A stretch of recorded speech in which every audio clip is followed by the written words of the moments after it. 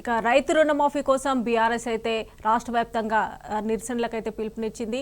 ఈ నేపథ్యంలోనే మాజీ మంత్రి హరీష్ రావు కాసేపటి క్రితమే యాదాద్రి చేరుకున్నారు. ప్రత్యేక పూజల అనంతరం కాంగ్రెస్ను వాళ్ళ హామీలను ఎండగట్టనున్నారు. దీనికి సంబంధించి మరిన్ని డీటెయిల్స్ మా ప్రతినిధి లివిల్ లైవ్లో అందజేస్తారు. లివిల్,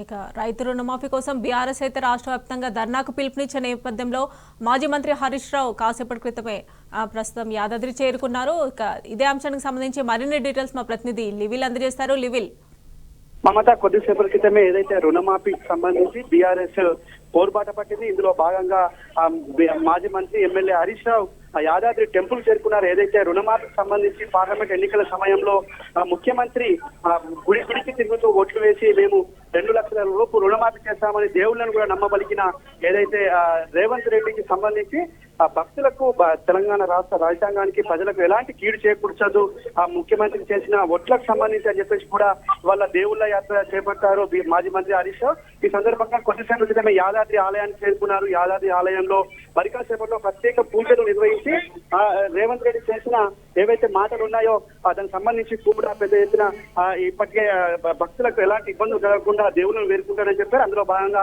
రుణమాఫీకి సంబంధించి ఇప్పటి వరకు కూడా పెద్ద ఎత్తున నిరసన నిర్వహిస్తున్న ఈ నేపథ్యంలోనే బీఆర్ఎస్ పార్టీ కూడా రైతాంగానికి మద్దతుగా రైతాంగానికి ఒక భరోసానిచ్చే విధంగా ఇవాళ రాష్ట్ర వ్యాప్త నిరసనలకు పిలుపునిచ్చింది. ఇందులో భాగంగా ఆయా అన్ని మండల స్థాయి నుంచి అన్ని నియోజకవర్గాల్లో కూడా పెద్ద ఎత్తున ధర్నాలు రాస్తారోకలు చేస్తున్నారు.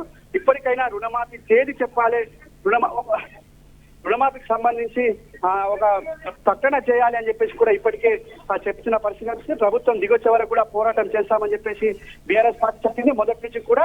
అందులో భాగంగా ఇవాళ ఇటు కేటీఆర్ వర్కింగ్ ప్రెసిడెంట్ కేటీఆర్ తో పాటు హరీష్ రావుతో పాటు పలువురు ఎమ్మెల్యేలు మాజీ ఎమ్మెల్యేలు ఎమ్మెల్సీ అంతా కూడా ఇవాళ ధర్నాలు నిరసనలో పాల్గొంటున్నారు.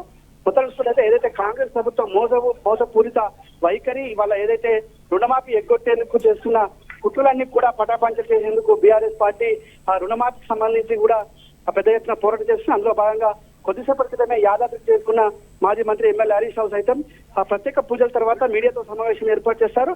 తర్వాత ఆలయంలో జరిగే నిరసన కార్యక్రమాల్లో పాల్గొని అక్కడ కూడా రైతాంగానికి మద్దతుగా ఉంటారు. Mamata, right level, thanks for updates.